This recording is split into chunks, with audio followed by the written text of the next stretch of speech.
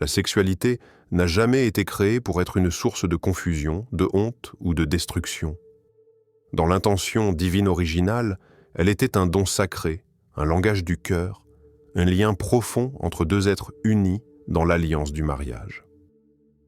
Le sexe, dans la vision biblique, n'est pas seulement un acte physique, c'est une fusion d'âme, une union émotionnelle, spirituelle et symbolique. Il représente l'engagement, la fidélité, la confiance et l'amour vrai.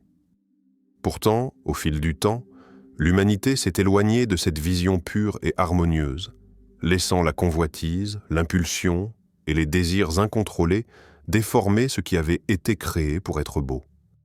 Dans la Genèse, il est dit que l'homme et la femme devinrent une seule chair. Cette expression n'est pas seulement poétique, elle révèle la profondeur de l'union sexuelle. Deux vies, deux histoires, deux esprits se rencontrent et se lient. Cette union implique responsabilité, respect, protection mutuelle et fidélité.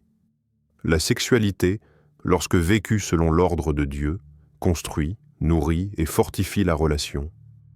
Elle est un ciment affectif et spirituel. Cependant, lorsque l'être humain laisse ses désirs gouverner son cœur, la sexualité se détache de son cadre sacré et devient une force destructrice. La Bible avertit que lorsque la sexualité est déviée de son objectif divin, elle devient un terrain fertile pour le péché, l'addiction, la confusion intérieure et la souffrance morale.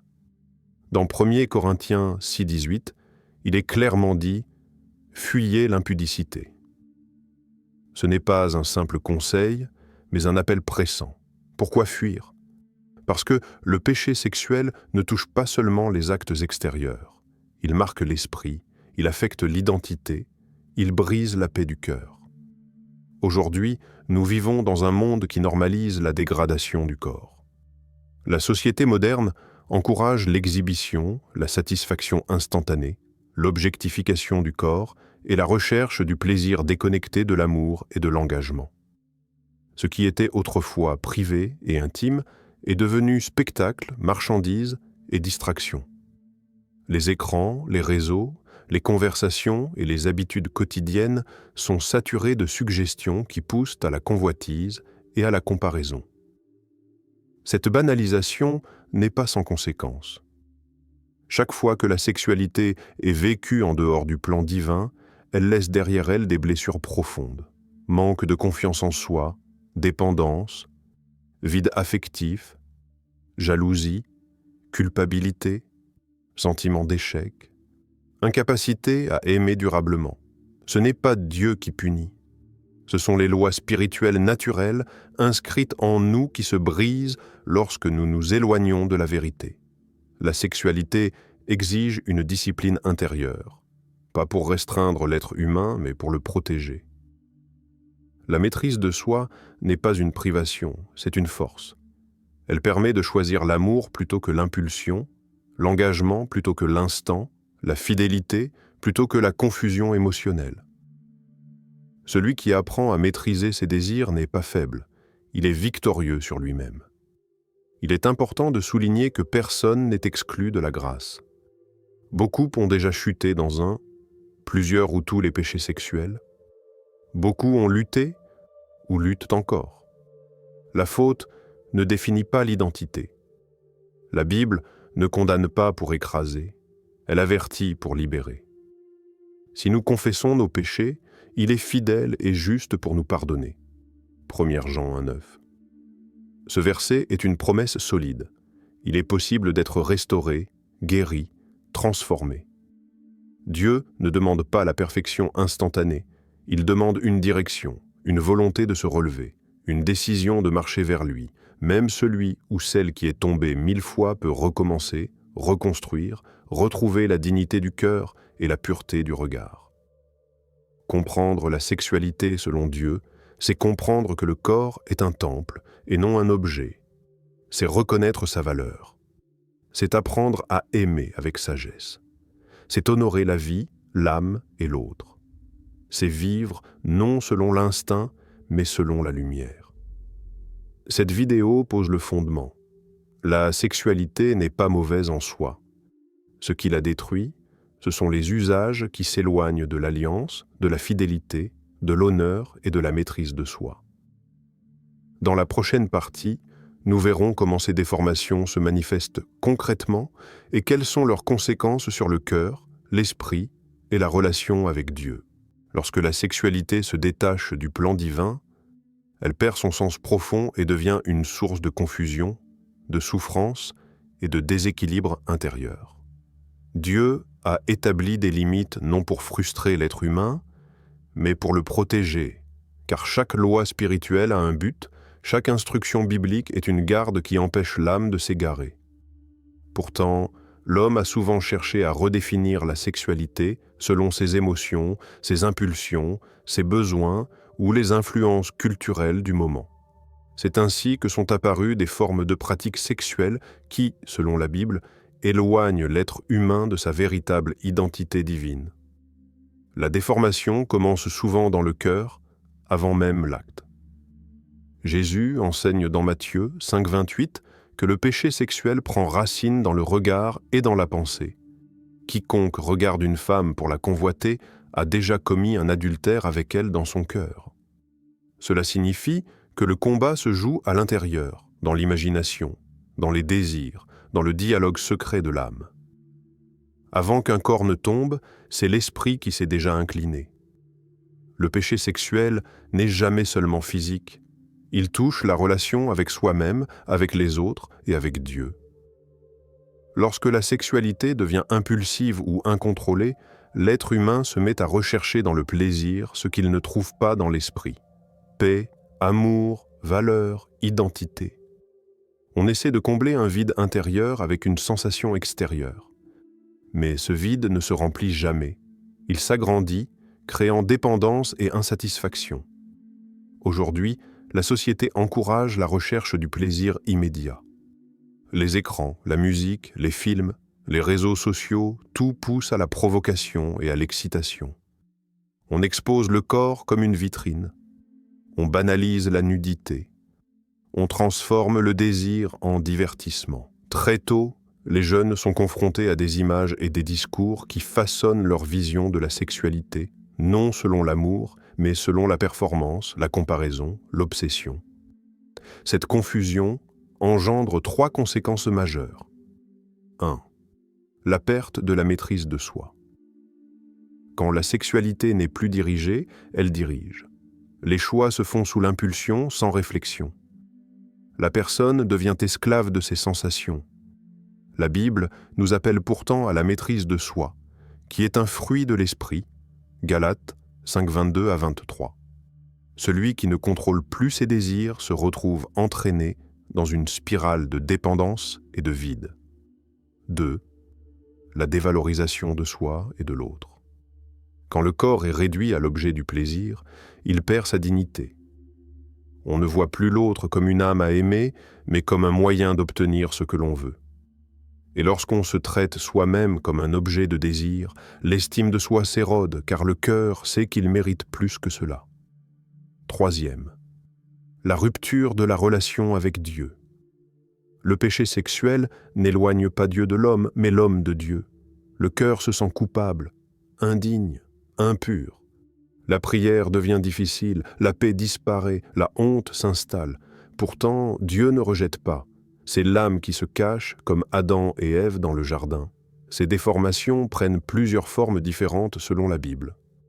La recherche du plaisir solitaire, l'infidélité, les actes sexuels hors mariage, l'exhibition, l'abus et toutes les pratiques qui détournent la sexualité de son but sacré. L'objectif n'est pas de pointer du doigt, mais de comprendre le mécanisme spirituel. Lorsque la sexualité est sortie de son cadre, elle cesse d'être un don et devient une chaîne. Mais il y a une vérité essentielle. Aucune déformation n'est irréversible. L'être humain peut être restauré. Le cœur peut être renouvelé. Le regard peut être purifié. La pensée peut être transformée. Ce que le péché a détruit, la grâce peut reconstruire plus fort encore. La Bible ne présente jamais l'histoire d'un échec sans y joindre l'espoir d'une renaissance.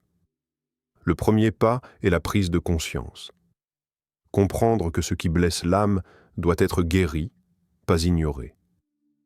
Le deuxième pas est la repentance, qui n'est pas la condamnation de soi, mais le désir d'un changement réel. Et le troisième pas est la discipline intérieure, nourrie par la prière, la parole de Dieu, et l'engagement à marcher chaque jour vers la pureté. Cette vidéo révèle une réalité profonde. La sexualité est puissante. Elle peut construire ou détruire. Elle peut élever l'âme ou l'éteindre. Dieu nous appelle à la vivre, non selon les standards de la société, mais selon la lumière de l'esprit. Dans la prochaine partie, nous approfondirons les conséquences internes du péché sexuel sur le cœur, l'esprit et la vie émotionnelle. Les conséquences du péché sexuel ne sont pas toujours visibles à l'œil nu. Contrairement à une blessure physique, la blessure spirituelle se manifeste dans le cœur, dans les pensées, dans le rapport à soi-même et dans la relation à Dieu. Beaucoup pensent que les actes sexuels n'ont d'effet que sur le corps, mais la Bible enseigne qu'ils touchent profondément l'âme. Lorsque la sexualité est vécue en dehors du cadre divin, elle laisse derrière elle une trace qui, parfois, reste silencieuse mais influence toute la vie intérieure. Le corps et l'esprit ne sont pas séparés. Ce que l'un vit, l'autre le ressent. Dans 1 Corinthiens 6,18, il est écrit « Celui qui se livre à l'impudicité pêche contre son propre corps ». Cela signifie que le péché sexuel n'est pas seulement une transgression extérieure, mais une blessure intérieure, une déchirure qui marque l'âme. C'est ce qui explique pourquoi certaines personnes peuvent se sentir vidées, tristes, incomprises ou agitées sans en connaître la raison. L'âme sait ce que le corps a vécu, même si la conscience l'ignore. Une première conséquence est la perte de la paix intérieure. Beaucoup de personnes qui vivent dans le péché sexuel ressentent un trouble constant. La paix semble leur échapper. L'esprit devient agité, inquiet, instable. On peut sourire extérieurement, mais être tourmenté intérieurement. La sexualité vécue hors de l'ordre divin crée une dissonance entre ce que Dieu a inscrit en nous et ce que nous vivons. Ce conflit intérieur se manifeste par des pensées contradictoires, une lutte constante, une tension difficile à expliquer. Une deuxième conséquence est la culpabilité. Ce n'est pas la culpabilité comme accusation extérieure, mais une douleur silencieuse dans le cœur. La culpabilité est la voix de la conscience qui rappelle que nous avons été créés pour la pureté, la paix et la lumière. Même lorsque la société veut tout normaliser, le cœur, lui, ne se laisse pas tromper. Il sait quand il est en désalignement avec la volonté divine. Cette culpabilité peut devenir lourde, pesante, au point d'affecter l'estime de soi. On commence alors à croire que l'on ne mérite plus l'amour, la grâce ou le pardon. Une troisième conséquence est le vide émotionnel. La sexualité déconnectée de l'amour et de l'engagement ne comble pas, elle consume. Plus on cherche à se remplir par l'acte, plus le vide s'accroît. Ce vide pousse à répéter l'acte, espérant trouver une satisfaction qui ne vient jamais. On entre dans un cercle.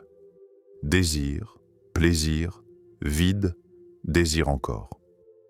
Beaucoup de personnes ne comprennent pas cette mécanique spirituelle et croient qu'elle manque de volonté. En réalité, leur âme appelle à l'alignement, à la guérison, à la vérité. Une quatrième conséquence est la difficulté à aimer véritablement. Quand l'âme est blessée, elle devient méfiante, elle se protège, elle se ferme. Elle peut être physiquement proche de quelqu'un, mais émotionnellement distante. Le péché sexuel crée des liens qui ne sont pas visibles, des attaches spirituelles, parfois appelées liens d'âme. Lorsqu'ils ne sont pas coupés, ils empêchent d'aimer sainement une nouvelle personne. On compare, on se souvient, on projette. L'amour devient compliqué, instable, fragile. Une cinquième conséquence est l'éloignement de Dieu. Non pas parce que Dieu s'éloigne, mais parce que l'être humain se cache. Comme Adam et Ève après la chute, on se sent indigne. On a peur du regard de Dieu, peur de la vérité, peur du jugement. On évite la prière, on fuit la présence divine, non par indifférence, mais par honte. Cette distance spirituelle peut devenir lourde, mais la bonne nouvelle est qu'elle n'est jamais définitive. Dieu ne se lasse pas d'appeler, sa main reste tendue, même lorsque l'homme détourne son regard. Cette vidéo rappelle une vérité essentielle. Dieu ne condamne pas pour détruire, mais pour guérir. S'il parle des conséquences, c'est pour nous ramener à lui. S'il expose le péché, c'est pour nous offrir la liberté. La douleur intérieure n'est pas une fin, elle est un signal, un appel, une invitation à la restauration. La transformation est possible, la guérison est possible, la paix est possible. L'âme peut redevenir pure, stable, paisible. La clé se trouve dans la repentance, l'honnêteté devant Dieu et le désir sincère de retrouver la lumière. Dans la prochaine partie, nous parlerons de comment Dieu restaure, guérit et purifie, même lorsque les blessures semblent profondes ou irréversibles. La bonne nouvelle de cette vidéo est qu'aucune blessure n'est irréversible. Aucune chute n'est trop grave pour que Dieu ne puisse relever. Aucune histoire n'est trop sombre pour que la lumière de Christ ne puisse la transformer. Là où le péché sexuel laisse des traces profondes, la grâce de Dieu trace un chemin de restauration. Cette guérison n'est pas instantanée, mais elle est réelle, durable et accessible à toute personne qui la recherche avec sincérité. La restauration commence par la repentance véritable. La repentance n'est pas simplement dire « je regrette », c'est décider de changer de direction, c'est reconnaître devant Dieu « je me suis éloigné de toi, mais je veux revenir ». La repentance n'est jamais un moment d'humiliation, mais un acte de courage. Elle demande la vérité, l'honnêteté, le face-à-face avec soi-même. Lorsque l'âme se met à nu devant Dieu, elle commence à guérir. Dieu ne méprise jamais un cœur brisé qui revient à lui. L'Éternel est proche de ceux qui ont le cœur brisé. Psaume 34, verset 18. Ensuite, vient le pardon de Dieu. Le pardon n'est pas basé sur ce que nous méritons, mais sur ce que Christ a accompli. À la croix, Jésus a pris la honte, la culpabilité et les conséquences du péché pour offrir une nouvelle vie. Si nous confessons nos péchés, il est fidèle et juste pour nous les pardonner et nous purifier de toute iniquité. 1 Jean 1,9.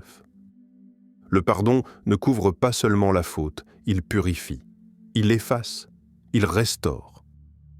Dieu ne rappelle pas ce qu'il a pardonné, il ne revient pas en arrière. Une fois pardonné, tu n'es plus la personne d'avant. La guérison implique ensuite la restauration de l'identité. Le péché sexuel laisse souvent un mensonge dans le cœur. Tu es impur, tu es indigne, tu n'es plus aimable. Ces pensées ne viennent pas de Dieu. Elles viennent de la honte. Dieu dit l'inverse. Tu es mon enfant, tu es précieux, tu es sanctifié par le sang de Christ. La guérison nécessite de remplacer le mensonge par la vérité. Cela se fait par la parole de Dieu. Plus l'âme se nourrit des Écritures, plus elle se reconstruit. Le renouvellement de l'esprit est une étape essentielle. Puis vient la coupure des liens d'âme. Lorsqu'il y a eu union sexuelle hors du cadre divin, des attaches spirituelles se forment. Ces liens peuvent maintenir la personne prisonnière de souvenirs, de dépendances émotionnelles ou de désirs incontrôlés. Pour être restauré, il faut demander à Dieu de couper ces liens et de rendre l'âme à nouveau libre. Cela peut se faire par la prière personnelle, par la confession ou avec l'aide d'un accompagnement spirituel. La délivrance n'est pas quelque chose de mystique, c'est simplement la liberté retrouvée. Ensuite, la guérison demande la discipline de l'âme et du corps. La pureté ne revient pas par hasard, elle s'entretient. Il s'agit de réapprendre à protéger son regard, ses pensées, ses émotions et ses choix. Il faut éviter les situations, les environnements ou les contenus qui alimentent le péché. La maîtrise de soi devient une force intérieure, un témoignage de la transformation. Ce n'est pas un combat à mener seul. Le Saint-Esprit accompagne, renforce et soutient. La restauration nécessite aussi le soutien communautaire. L'isolement est le terrain de la rechute. Dieu nous a créés pour vivre en relation, pour être entourés de frères et sœurs qui encouragent, relèvent, prient et conseillent. Trouver un groupe, un mentor, une église saine peut faire toute la différence. La guérison se vit dans la lumière, pas dans l'ombre. Enfin, la guérison se manifeste lorsque l'amour retrouve sa place. Lorsque le cœur se libère, il redevient capable d'aimer sainement, fidèlement, durablement. Le mariage retrouve sa beauté. La relation redevient respectueuse. L'âme retrouve la paix. Dieu ne restaure jamais à moitié. Lorsqu'il reconstruit solide. Lorsque Dieu guérit, il guérit profondément. Lorsque Dieu relève, il relève pour élever. Cette vidéo n'a pas pour but de condamner, mais de rappeler que la restauration est possible. Tu n'es pas défini par ce que tu as fait, mais par celui qui te transforme. L'amour de Dieu ne s'éteint pas face au péché. La grâce de Dieu n'a pas de limite. Et la miséricorde de Dieu est plus forte que la honte.